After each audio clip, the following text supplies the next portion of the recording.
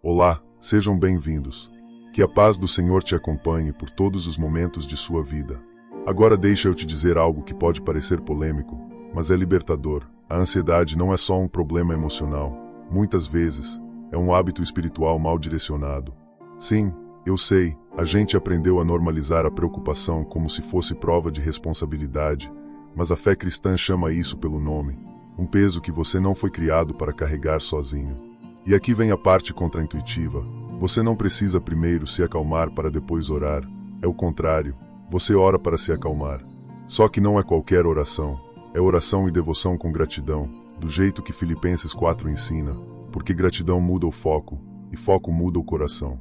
Em poucos minutos, você pode sentir uma paz que não depende de notícia boa, nem de boleto pago, nem de gente te entendendo, uma paz que parece até fora de lógica, mas que guarda sua mente como uma fortaleza. E sabe por que isso funciona? Porque Deus não te oferece só alívio momentâneo, Ele oferece cruz e redenção como caminho completo, sentido para a dor, direção no caos e milagres e graças no meio da prova. Então, se você tem vivido com o coração apertado, a cabeça acelerada e aquela sensação de que não dá para desligar, fica comigo até o fim, porque hoje você vai aprender uma forma prática de entregar essa carga a Deus e experimentar amor e misericórdia em cada etapa, mesmo quando o cenário ainda não mudou. E, quando você perceber o que está por trás da sua preocupação, você nunca mais vai orar do mesmo jeito. Sabe aquele tipo de versículo que não é frase bonita de quadro, mas manual de sobrevivência? Filipenses 4, 6, 7 entra exatamente aí. Não andeis ansiosos por coisa alguma, e eu sei, parece ousado dizer isso no mundo que vive no modo alerta vermelho. Só que a fé cristã não trata a ansiedade como um enfeite inevitável, trata como um peso que pode ser entregue. E quando a gente entende isso, a oração e devoção deixam de ser rotina e viram respiro real, uma mensagem de esperança que começa por dentro. Perceba que o texto não fala se der, tente relaxar. Ele manda um caminho, em tudo, com oração, súplica e gratidão, apresente a Deus. Gratidão não é fingir que está tudo bem, é lembrar do amor e misericórdia já vistos, mesmo que pequenos, enquanto o coração ainda está tremendo. É como acender a luz na sala antes de procurar a chave caída. Você enxerga melhor o que já está ali. E nesse processo, os milagres e graças nem sempre vêm como espetáculo, às vezes vêm como serenidade no meio do barulho. Agora, deixa eu te dar um exemplo bem pé no chão. Na próxima vez que a mente começar a fazer previsões catastróficas, faz o simples e o poderoso. Anota em 3 linhas. 1. O que eu estou temendo. 2. Pelo que eu ainda posso agradecer hoje. 3. O que eu vou entregar a Deus agora. Isso é oração e devoção na prática, sem teatro, sem complicação. E se você quiser um script, use. Senhor, eu não aguento carregar isso sozinho. Eu agradeço por, e eu entrego. O coração sente que existe cruz e redenção até no jeito de pensar. E aí vem a promessa que muita gente lê rápido. E a paz de Deus, que excede todo o entendimento, guardará como sentinela, como fortaleza. Não é paz porque tudo resolveu, é paz porque você não está mais sozinho no peso. A fé cristã aprende a respirar com Deus dentro do caos, e isso muda o corpo, o foco e até o tom das decisões.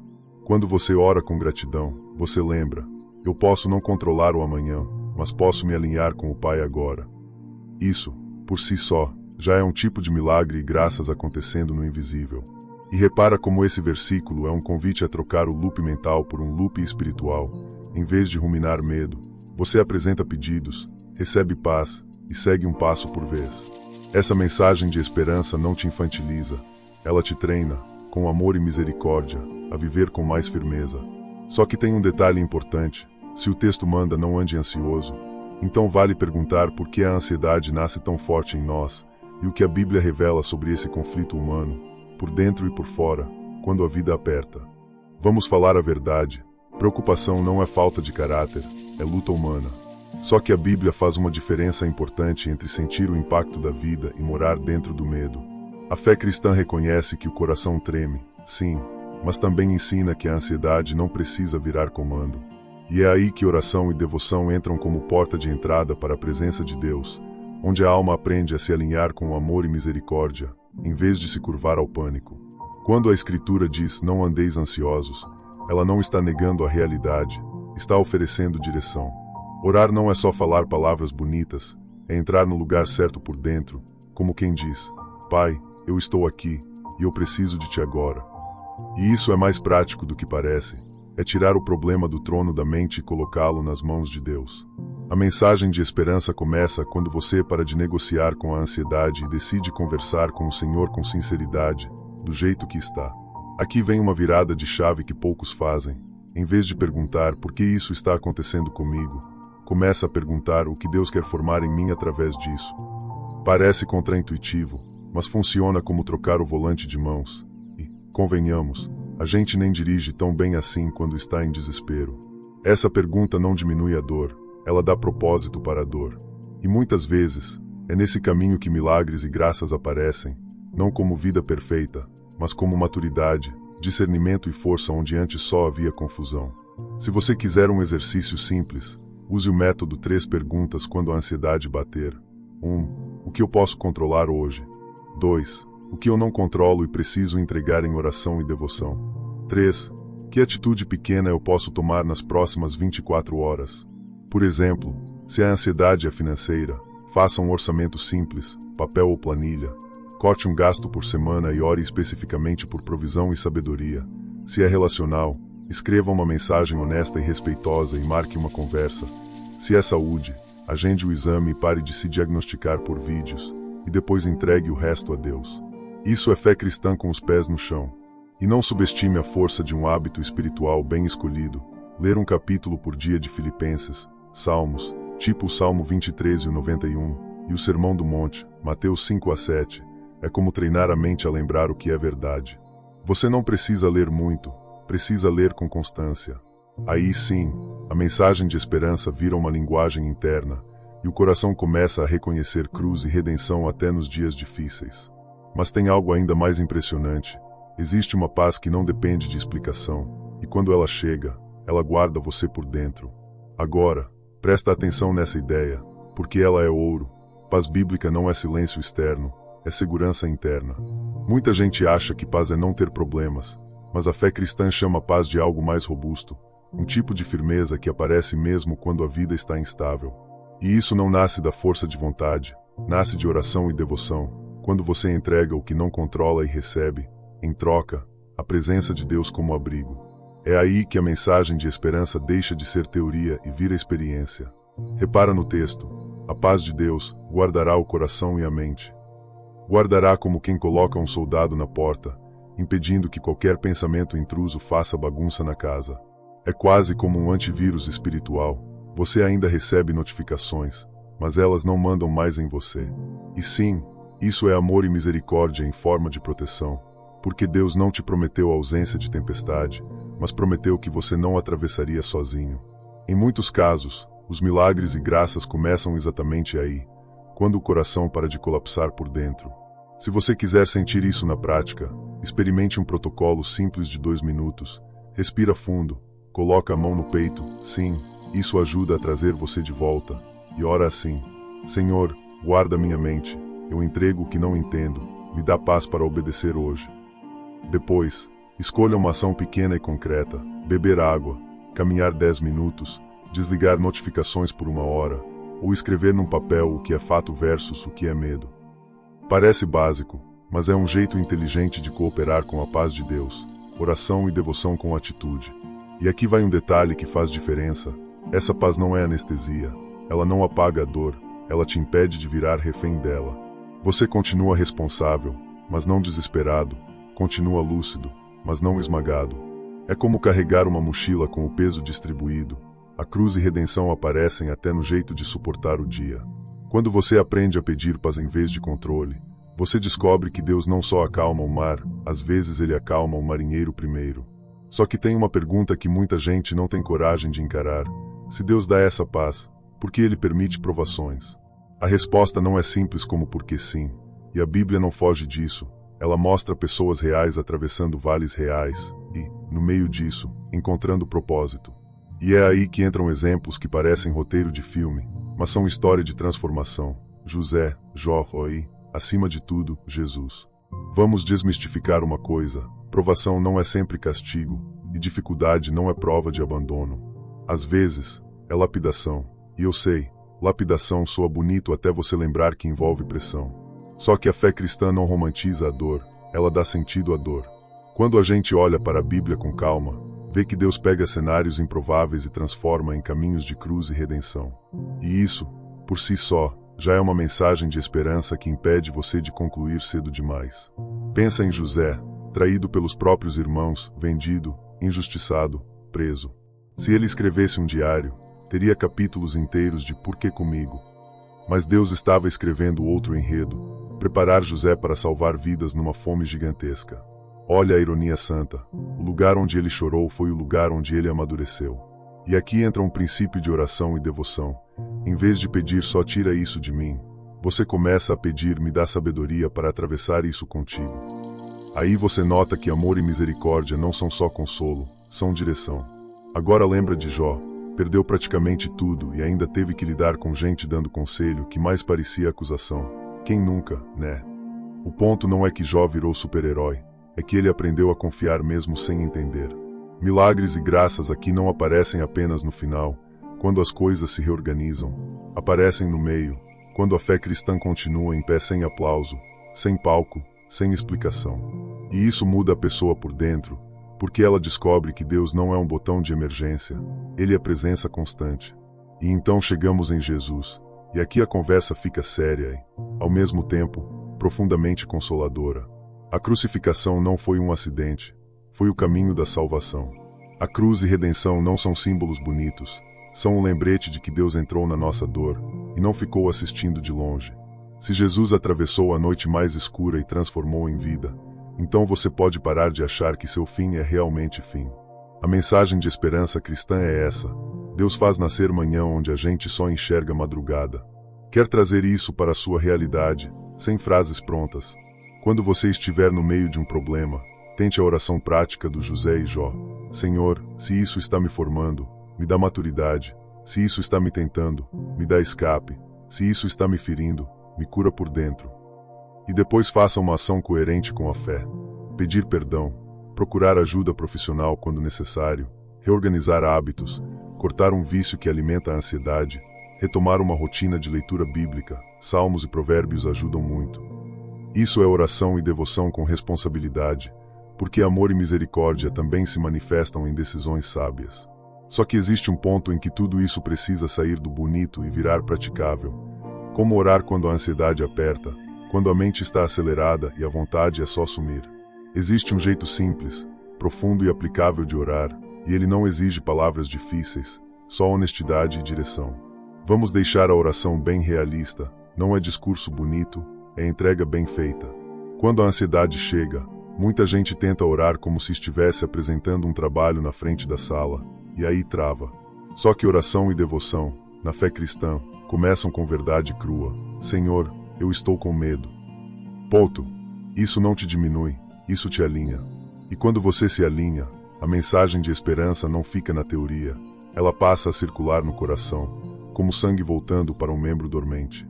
Um modelo simples e poderoso, começa com confissão do peso. Eu confesso que estou tentando controlar tudo. Depois vem entrega, eu deixo isso nas tuas mãos. Em seguida, gratidão. Obrigado porque já me sustentaste antes, lembrando amor e misericórdia em episódios concretos, um livramento, uma porta aberta, uma força que apareceu do nada. A gratidão não é maquiagem emocional, ela é o jeito de reposicionar o foco. E, sim, é comum que milagres e graças comecem a aparecer exatamente quando você muda a postura interior. Depois disso, faça um pedido claro, sem rodeios, me dá paz e força para obedecer hoje.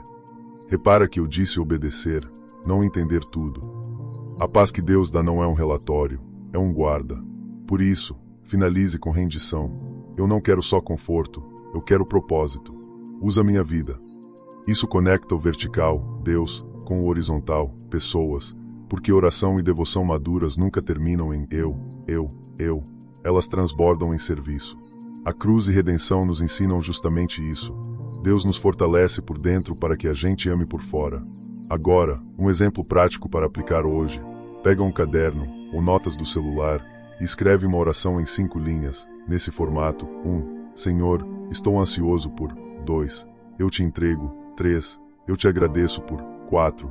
Eu peço paz para 5, e eu me disponho a. Faz isso por 7 dias seguidos. Se você quiser dar um passo a mais, leia antes um trecho curto, Filipenses 4, Salmo 23 ou Mateus 6, especialmente sobre ansiedade. Em uma semana, você vai perceber que a mente começa a pegar o jeito da fé cristã, como quem aprende um novo idioma. E aqui vai um toque de sabedoria prática. Oração não substitui responsabilidade, ela organiza a responsabilidade. Se sua ansiedade está ligada à rotina, ajuste uma coisa por vez. Dormir um pouco melhor, caminhar 15 minutos, reduzir café, parar de rolar tela tarde da noite. Sim, isso fabrica ansiedade. E faça tudo isso sem culpa, com amor e misericórdia consigo mesmo, porque Deus não te guia pelo chicote, Ele te guia pela paz. O segredo é que, quando você ora do jeito certo, você não só pede para Deus mudar circunstâncias, você permite que Deus mude você dentro das circunstâncias. E aí chegamos no ponto decisivo. Como isso tudo se encaixa na sua vida agora, hoje, do jeito que você acorda, trabalha, paga contas, lida com família e tenta respirar. Porque a mensagem de esperança não foi feita para momentos espirituais, ela foi feita para segunda-feira também. Vamos trazer tudo para o chão da vida, porque fé cristã que só funciona no templo e falha na terça-feira não é fé, é decoração. Quando a ansiedade bater hoje, você não precisa vencer um monstro invisível no grito, você precisa de um próximo passo.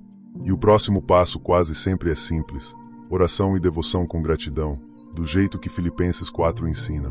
Não é sobre virar uma pessoa que nunca sente nada, é sobre aprender a não ser governado pelo medo, recebendo uma mensagem de esperança que reorganiza suas decisões. Então faz assim, quando perceber o coração acelerando, troque a pergunta e se der errado, por qual é a coisa certa que eu posso fazer agora? Se a ansiedade for por trabalho, escreva as 3 tarefas essenciais do dia e execute a primeira por 10 minutos, só 10, sem drama, a gente engana a mente com gentileza. Se for por família, faça um contato simples, uma mensagem, uma ligação, uma conversa curta sem acusações. Se for por futuro, volte para o presente, água, respiração, uma oração curta e direta. Parece pequeno, mas amor e misericórdia se manifestam muito em pequenos gestos consistentes, não em explosões emocionais. Agora, sobre ver desafios como crescimento, isso é maturidade espiritual. Não significa gostar da luta, significa parar de desperdiçar a luta. Um jeito prático de aplicar é o diário de 2 colunas. O que esta provação está tentando arrancar de mim? Controle, orgulho, impulsividade, e o que Deus pode estar construindo. Paciência, prudência, compaixão. Isso é fé cristã em modo inteligente. Você aprende com o processo. E, curiosamente, é nesse tipo de postura que milagres e graças muitas vezes aparecem, não como atalho, mas como força para atravessar. E sobre confiar no plano mesmo sem clareza, aqui vai um choque honesto. Se você só confia quando entende, você não confia, você concorda. A confiança verdadeira começa no escuro, e é aí que a cruz e redenção brilham. Deus não promete mapa completo, promete companhia fiel. Para praticar isso, escolha uma frase bíblica curta para repetir quando a mente insistir no caos. O Senhor é meu pastor, nada me faltará. Salmo 23, ou lanço sobre ti minha ansiedade. 1 Pedro 5:7. Isso vira uma âncora mental, uma mensagem de esperança que interrompe o low open. E agora a mudança mais transformadora, sair do Deus, me dá para Deus, me usa. Isso não te torna indiferente às suas necessidades, te torna mais livre. Na prática, em vez de pedir só alívio, peça direção e utilidade. Faça uma ação horizontal por semana, ajudar alguém com uma compra, ouvir um amigo sem pressa, servir na igreja, visitar um parente esquecido, doar algo que está parado. Pode parecer que isso não resolve sua ansiedade, mas resolve uma parte profunda. A mente deixa de ser o centro do universo e Deus volta ao centro. E isso é oração e devoção em movimento. E como a gente fecha isso sem fechar, para abrir o próximo passo? Porque agora você já tem o mapa do que fazer, mas precisa de uma síntese que grude na mente, aquelas chaves simples que, na hora do aperto, você consegue lembrar sem esforço. E é exatamente isso que a gente vai puxar no próximo tópico, os pontos essenciais que você leva no bolso, como quem leva um versículo no coração. Principais lições e chaves que você leva no bolso. Primeira chave: preocupação foi feita para ser entregue, não acumulada. A fé cristã não te chama para aguentar firme sozinho. Ela te chama para compartilhar o peso com Deus por meio de oração e devoção. E isso não é poesia, é estratégia espiritual e emocional. Quando você leva a ansiedade para a presença de Deus, você não está fugindo do problema, você está colocando o problema no lugar certo. A mensagem de esperança aqui é simples. O que te esmaga na mente não precisa morar em você. Segunda chave. A oração ganha forma quando você para de improvisar no desespero e começa a seguir um roteiro bíblico. Confessa, entrega, agradece, pede paz, se rende ao propósito. Pronto.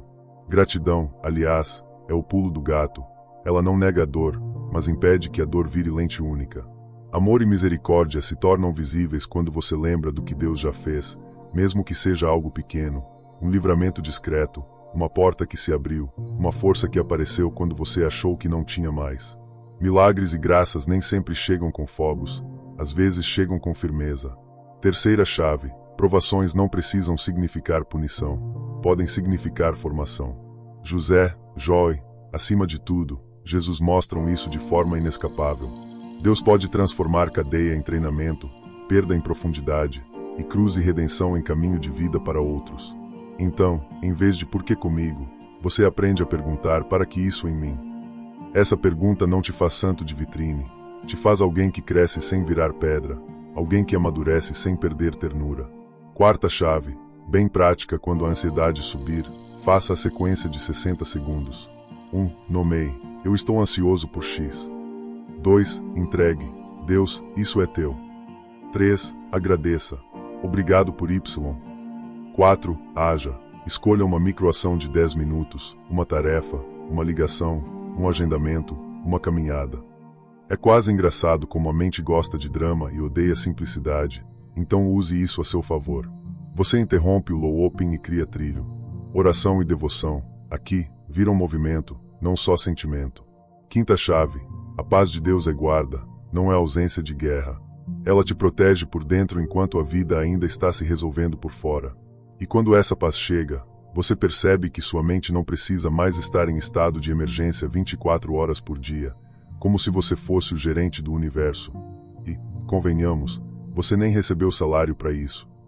A fé cristã te devolve ao lugar de filho, não de controlador. E isso muda tudo, muda como você decide, como você fala, como você dorme, como você atravessa o dia. Agora, me diz com sinceridade, depois de tudo o que você viu aqui, faz sentido continuar carregando sozinho um peso que Deus já te mandou entregar? A fé cristã não é um enfeite para dias bons, ela é sustento para dias difíceis. E quando você pratica oração e devoção do jeito certo, com gratidão, entrega e rendição, você não só se sente melhor, você muda por dentro. A mensagem de esperança não depende do vento parar, ela nasce quando você aprende a navegar com Deus no barco. Então eu quero te provocar de forma prática. Qual é a ansiedade específica que você vai colocar diante do Senhor hoje, sem maquiagem e sem desculpas? Você vai continuar alimentando o medo com pensamento repetido, ou vai alimentar a fé com uma oração simples e verdadeira? E mais, qual atitude concreta você vai tomar nas próximas 24 horas para cooperar com essa paz? Escrever aquelas 3 linhas, fazer a microação de 10 minutos, retomar sua leitura em Filipenses e Salmos, ou servir alguém com amor e misericórdia mesmo estando cansado. Porque milagres e graças, muitas vezes, começam quando a gente dá um passo pequeno, mas obediente.